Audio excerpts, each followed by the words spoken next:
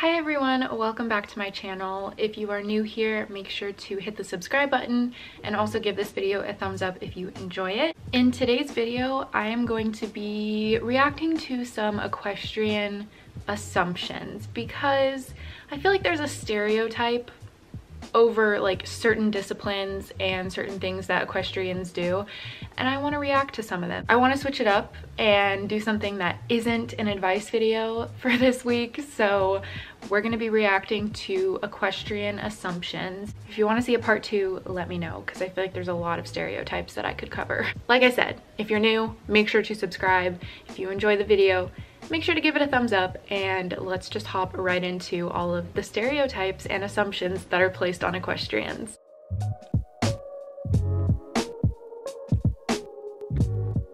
Number 1, anyone who rides horses is rich.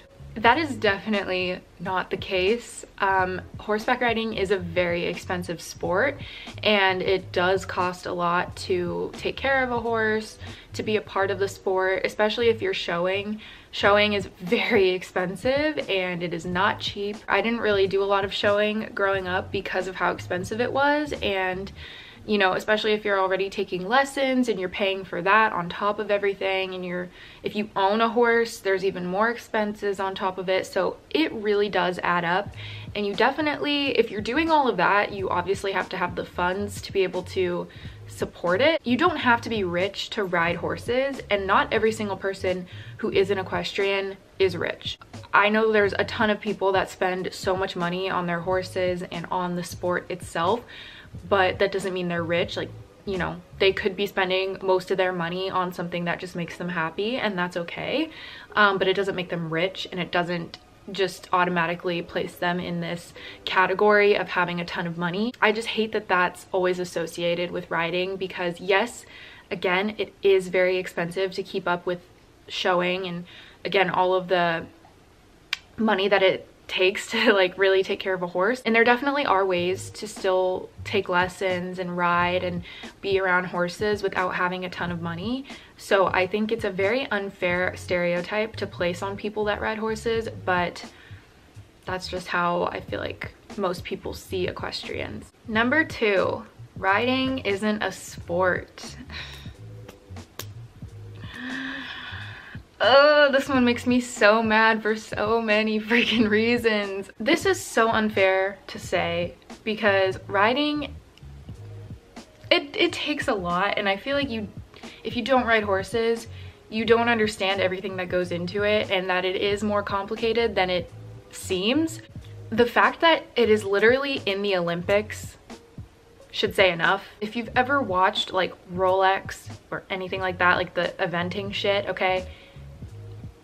It's no joke. It takes so much to be an equestrian and to ride horses and to be successful, and I just think it's so degrading to equestrians who put so much time and energy into trying to make it to where they want to be. I'm just gonna read the definition of a sport, okay? According to the Oxford Dictionary, a sport is an activity involving a physical exertion and skill in which an individual or team competes against another or others for entertainment. Now, if you look at horseback riding, I'm pretty sure it meets all of those checks, right? Like, you compete against other people. If you show, you are competing against other people in your class, you are competing against other riders, but you're also a team with your horse, so you're competing against different teams, and it's just like,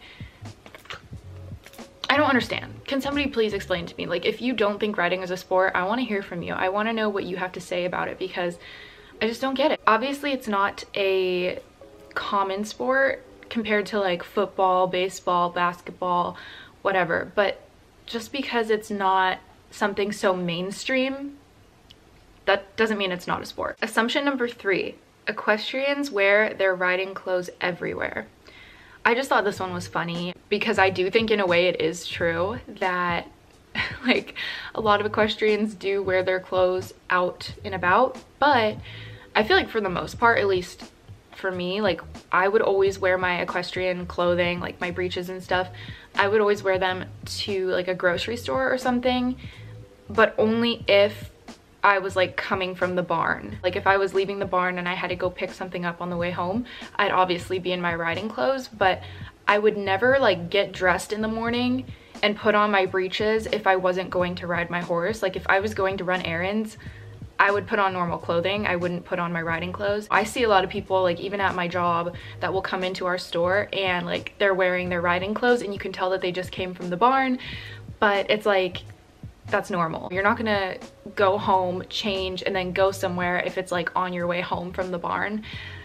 So I just thought that one was funny because I do see a lot of people out in public and they're wearing breeches or something and I'm like, oh my gosh, that's so cool, like they ride. But it's like, I doubt they put on their breeches that morning being like, I'm gonna go shopping, you know? Like they're most likely coming home from the barn and they're just running their errands before they go home. I kind of reached a point where I didn't care if I was wearing my riding clothes somewhere in public. The last thing that I cared about was like, oh, people are gonna see me in my riding clothes. Like who cares, you know? It's clothing. Number 4, English riding equals spoiled. That's all I wrote. I feel like this one is a very common stereotype that I see.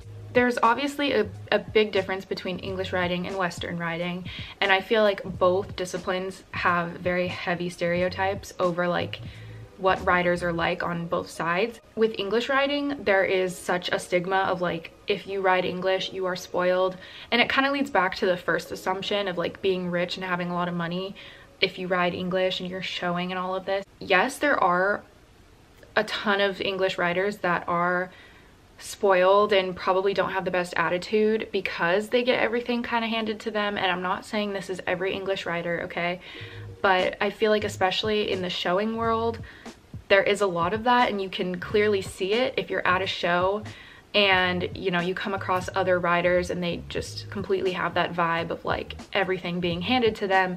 They're spoiled, you know, their parents have a lot of money and they're funding this sport for them. But that is not every English rider, and I know a ton of English riders who are so humble, don't have a lot of money, and are far from being spoiled but are great riders. And I don't think it's fair to put that stereotype over, you know, an entire discipline, because that, again, that's just not the case for a lot of riders, English or Western. You know, it can go both ways. For this one, I would say it's not true, but that doesn't mean that it can't be true, if that makes sense. It's not fair to judge somebody without knowing them at all.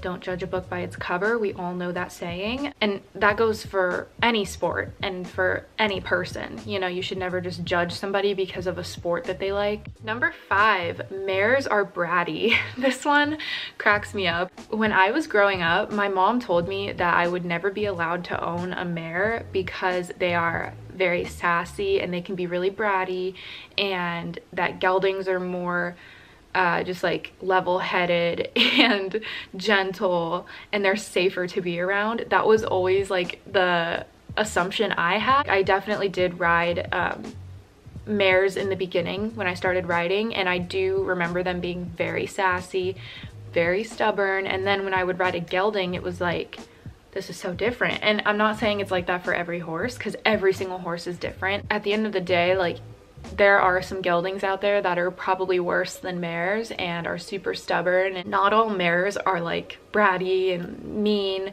but I do think that mares definitely are a little bit more sassy. And that's why I've never owned a mare, is because my mom thought a gelding would be safer for me. I had 3 horses in high school. They were all geldings. And I'm honestly kind of open to having a mare in the future because I've never owned one, and I just think, you know, I want to see if there's a difference. And again, every single horse is different, so it's hard to say like yes or no.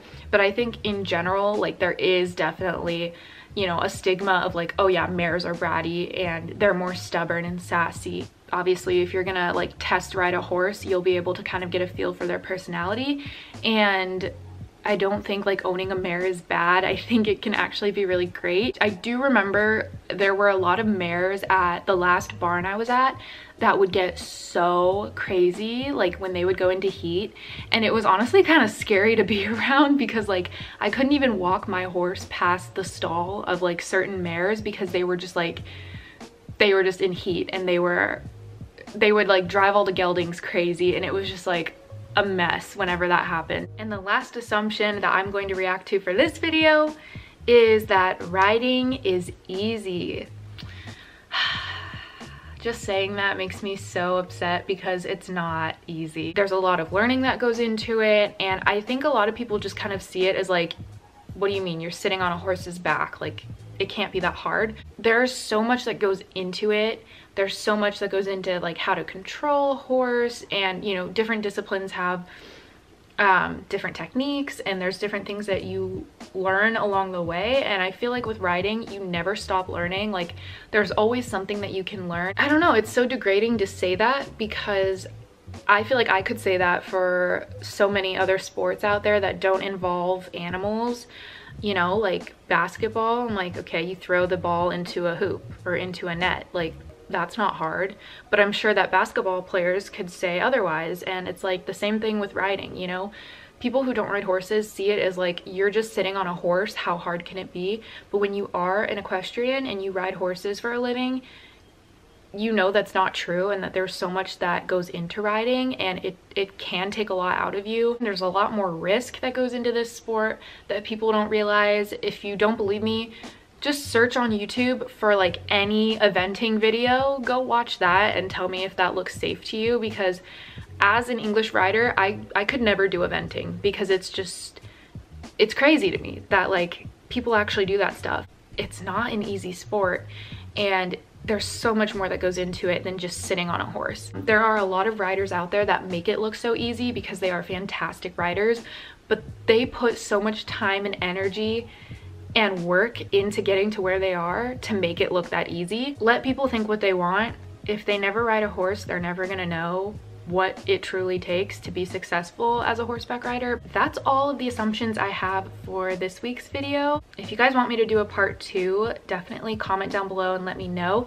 If you have any assumptions that you want me to react to, leave those down below as well, and I will include them in part 2. I hope you guys enjoyed.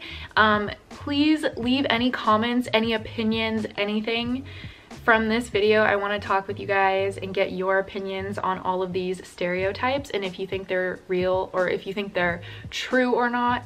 Thank you so much for watching this video. If you enjoyed it, please make sure to subscribe and also give this video a thumbs up, and I will see you guys next week in my next video.